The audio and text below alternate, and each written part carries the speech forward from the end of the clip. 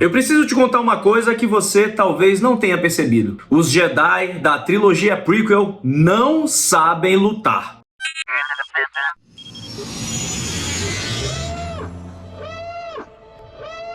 Todos os Wings Repórteres, sejam bem-vindos ao Diário Rebelde. Eu sou o João Jedi e comecei esse vídeo de uma forma muito polêmica para trazer um ponto muito importante para vocês que talvez passe bem despercebido. Quando a gente fala dos Jedi lá da trilogia prequel, mais precisamente os episódios 1, Ameaça Fantasma, 2, Ataque dos Clones e 3, A Vingança do Sith, os Jedi estão num período de arrogância, de soberba. É nessa trilogia que a gente vê como os Jedi começaram a ser cegados pelo lado sombrio da força, resultando na besteira que aconteceu ali no final do episódio 3. Até o Mestre Yoda admite a queda do manto do lado sombrio em cima dos Jedi ali no período do início das Guerras Clônicas. Vocês são tudo pé de chinelo! E o Mestre Mace Windu também admite ali em Ataque dos Clones que o uso da força dos Jedi diminuiu bastante. Enfim, temos vários exemplos que demonstram por que os Jedi dessa época são fracos, talvez até ineficazes. Daqui a pouco cai morto aqui. E isso culmina no que eu falei no início do vídeo.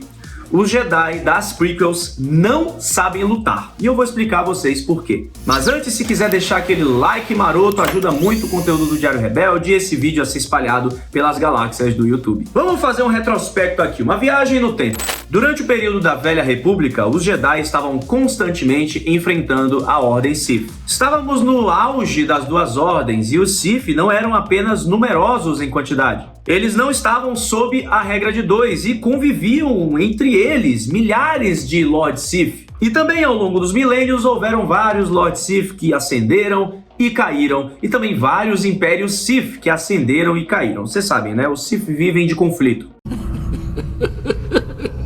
Em contrapartida, os Jedi estavam extremamente habilidosos e descobrindo cada vez mais poderes da força. Eles estavam literalmente no seu auge. Eu posso trazer até alguns exemplos aqui bem rápidos do universo expandido Legends, como por exemplo Revan, que até dispensa apresentações, mas se você quiser saber mais sobre ele, tem um vídeo aqui sobre Darth Revan para você conferir. Tem também a Satine Shan, descendente de Revan e que foi Grã-Mestre da Ordem Jedi séculos depois. E também não podemos esquecer de Mitra Surik, a Jedi exilada que esmagou o Triunvirato Sith formado por Darth Trayla, Darth Nihilus e Darth Sion. Quando eu falo Darth Nihilus, eu quero dizer o Darth Nihilus, né? Muitos chamam de Darth Nihilus. Ela também era uma protegida e até mesmo considerada aprendiz, entre aspas, tá?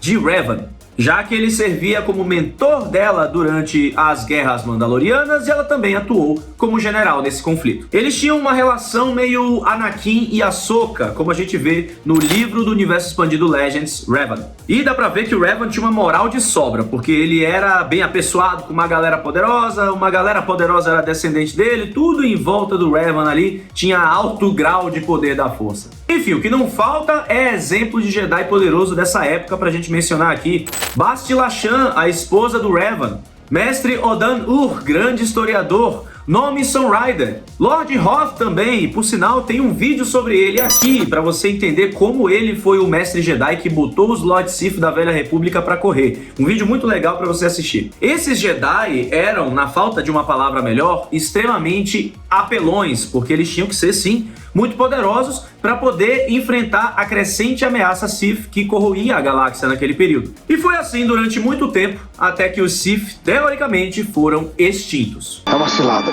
No universo expandido Legends, eles foram exterminados na 7ª e última batalha de Ruusan. Foi esse conflito que encerrou o período das novas guerras Sith e também da Velha República, cerca de 1000 anos antes da batalha de Yavin na saga Skywalker.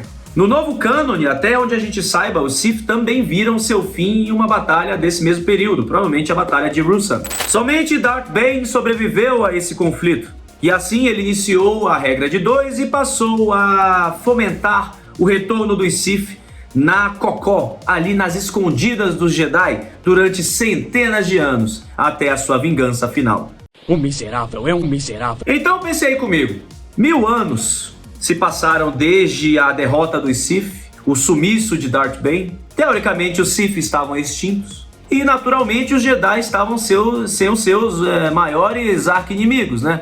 Então, qual era o processo padrão? Eram os Jedi relaxarem. Durante centenas de anos, os Jedi estavam sem os seus arquirrivais e começaram então a relaxar um pouco ali no combate da força, achando que os seus inimigos mortais estavam finalmente extintos. E assim eles foram deixando de ser defensores, guerreiros da paz e foram se voltando mais à diplomacia, ao seu papel como guardião da paz, sem necessariamente precisar até mesmo levantar um sabre de luz. Nesse período não haviam mais inimigos à altura da Ordem Jedi. Não tem pra ninguém pra me derrubar. Então o que sobrou para a Ordem combater nesse momento foram caçadores de recompensa, gangsters, droids ou até um ou outro Jedi sombrio que caía e precisava ser contido. Os Jedi aos poucos foram deixando de treinar mais intensamente as suas formas de combate focadas em sabres de luz, priorizando principalmente formas de combate para a deflexão de blasters. E aí, com todo esse relaxamento, os Jedi deitados em berço esplêndido, veio aí a arrogância da Ordem. Afinal, se tem uma coisa que o papai George Lucas nos ensina na trilogia prequel, é que até mesmo a luz em excesso pode cegar. A visão para ameaças e inimigos é nublada, prejudicada. E aí os Jedi tornam-se prepotentes, arrogantes e confiantes demais, como o Mestre Yoda menciona ali em Ataque dos Clones. Mesmo o próprio Mestre Yoda também havia se tornado arrogante sem perceber. Todos os Jedi daquele período, após a queda da Ordem Sith, acabaram participando de um processo longo e lento da Ordem Jedi, principalmente de queda, devido à sua arrogância e prepotência. Não dá pra esquecer também da hipocrisia, olha ela aí. E os Jedi, eles foram ficando mais restritos, acho que talvez essa seja a palavra, né? Eles foram restringindo cada vez mais acesso a conhecimentos que eles potencialmente julgavam perigosos. Na Velha República, principalmente no universo expandido Legends, os Jedi eram muito mais abertos, de uma mente um pouco mais liberal, eu acho que eu posso dizer. Por exemplo, o casamento era algo permitido em algumas questões pontuais, como Bast Lachan e Revan. E o apego não era um assunto tão tabu assim, além de diversos outros conhecimentos e poderes do lado sombrio que eles poderiam ser ensinados, mas com certa supervisão e cuidado. Já na era após a queda dos Sith, na era da Alta República, também nesse novo cânone, esses assuntos foram completamente trancafiados e proibidos. Os Jedi não eram mais ensinados a resistir ao lado sombrio e também a lidar com assuntos delicados, como por exemplo o apego. Isso lhes era negado, e assim os Jedi ficavam mais propícios a caírem para a escuridão. Eles estavam completamente sem preparo para poder enfrentar qualquer tipo de ameaça nesse sentido. A Ordem Jedi havia se tornado cega, fraca e arrogante, e principalmente vulnerável na ausência de um inimigo tão poderoso e perigoso como os Sith. A gente vê isso no novo cânone colocado à prova quando os Jedi enfrentam a ameaça dos Nihil. Os Nihil são piratas saqueadores que utilizam rotas do hiperespaço únicas para causar caos e roubarem mundos, matando milhões de pessoas. 232 anos antes da Batalha de Yavin, os Nihil começam a sua cruzada e declaram guerra à República e aos Jedi. E aí a gente vê nesse conflito como os Jedi realmente não estavam preparados para enfrentar uma ameaça desse tamanho.